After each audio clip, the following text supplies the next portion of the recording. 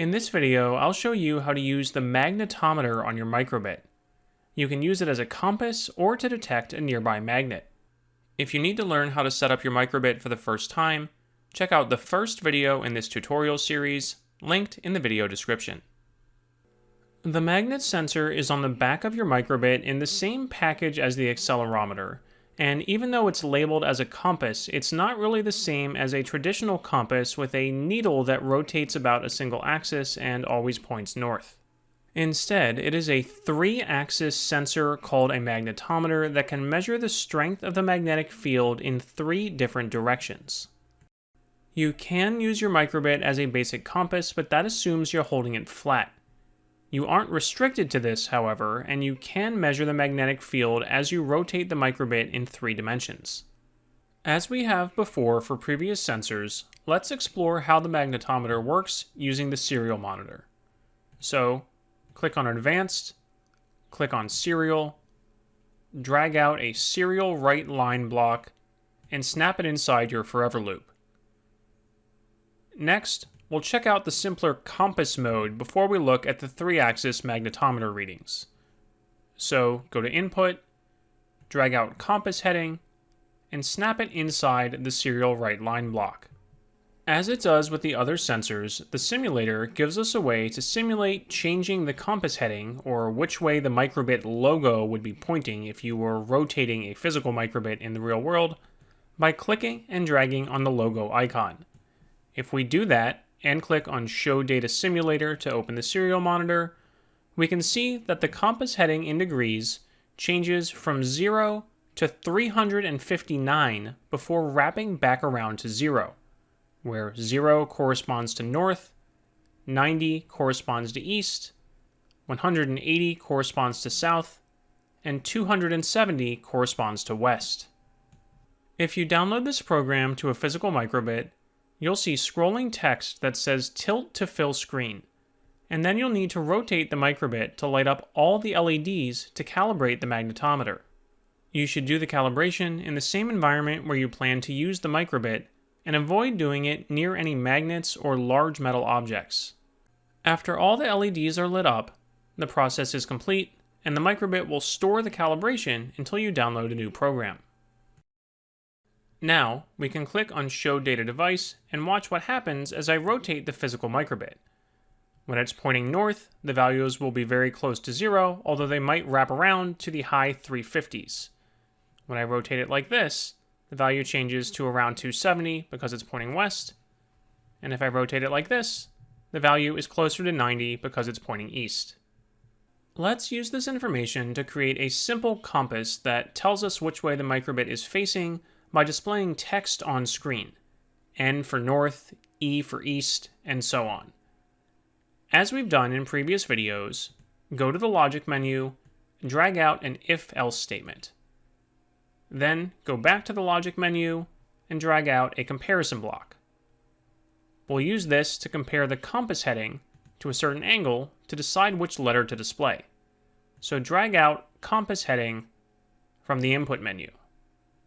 Now, you might be tempted to set the comparison operator to equals and display an N for north when the compass heading equals exactly 0 degrees. However, what if it's just 1 or 2 degrees? We're still going to call that close enough to north that we want to display an N. This is a pretty rough compass that's only going to display 4 directions. So, I'm going to choose a less than comparison operator and set the angle to 45 degrees. Then, go to the basic menu, select Show String, which we haven't used before. This is the block you'll use when you want to display text instead of a number, and type in a capital N. Now, I'm going to add more conditions to my if-else statement by clicking the plus icon. I'm going to duplicate my condition comparison block by right-clicking and selecting Duplicate, snap that in to my next condition in the else-if part of the statement, and now I'm going to check for my next angle. If the angle is less than 135 degrees, then I know that I'm roughly centered on 90, which is between 45 and 135, so I want to display an E for east. I'm going to do the same thing for south and west. Duplicate my comparison block, snap it into the condition for the else if statement, change this angle to 225, duplicate my show string block, snap it in, change this to an S for south. Add one more condition, do the same thing for west, except this time I'm going to change the angle to 315. Then duplicate my show string block and change the text to a W for west. Finally, I have the else part of the statement where I'm wrapping back around towards 359 degrees, which is also north. So I'm going to have one last part here that shows another N. That way I'm accounting for the fact that north is centered on 0 degrees, where again it could be positive for between 0 and 45, or go all the way around between 315 and 359. I can now check this in the simulator, which by default starts out with the compass pointing 90 degrees, which corresponds to east. But as I click and drag it, we'll see that when I enter the different ranges, it will show S for south, or when I cross over the threshold of 225, it will switch to W for west, and so on. When I cross 315, it will switch to N for north. Now, if you connect your microbit to battery power and carry it around, you have a handy digital compass that will always tell you which way you're facing. However, you have to be careful because just like a regular compass, your microbit can be affected by a nearby magnet. So, what if you want to detect a magnet or measure the strength of a magnetic field? That's what we'll talk about next. Let's get rid of our compass code and go back to using serial write. So I'm going to go to the serial menu, drag out serial write line, then go to input, more, and drag out the magnetic force block.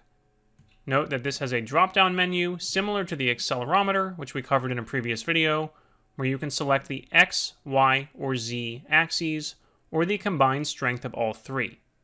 On the microbit, X is left to right, Y is forward and backward, and Z is up and down, in and out of the board. For now, I'm going to stick with X. However, note that there's no option for this in the simulator, so we'll need to download the code to a physical microbit. If we do that and click on Show Data Device, we'll see that the value, which is in microtesla, or 1/1,000,000th of a Tesla, the unit used to measure the strength of a magnetic field, changes as I rotate the microbit. This is because the orientation of the microbit relative to the Earth's magnetic field is changing. By measuring the relative values of the X and Y axes, the microbit can act like a compass and determine which way is north. But this assumes there are no other magnets nearby interfering with Earth's magnetic field. If I bring a magnet close to the microbit, we can see how the magnetic field close to this magnet is much stronger than Earth's magnetic field.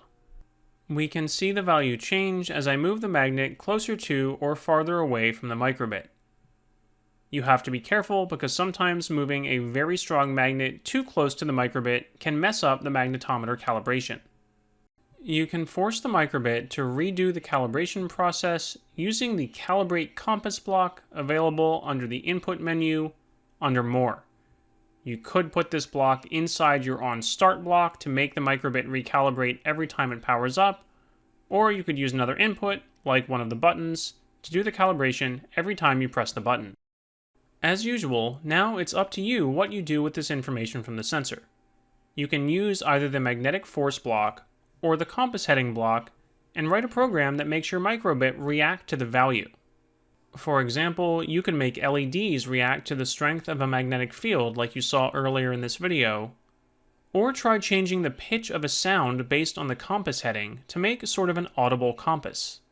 Check out the links in the video description for the rest of our microbit tutorial series and lots of fun science projects you can do with a microbit. For hundreds of other projects in all areas of science and engineering, check out our YouTube channel and be sure to subscribe so you never miss a new project. Thank you for helping us inspire the next generation of scientists and engineers.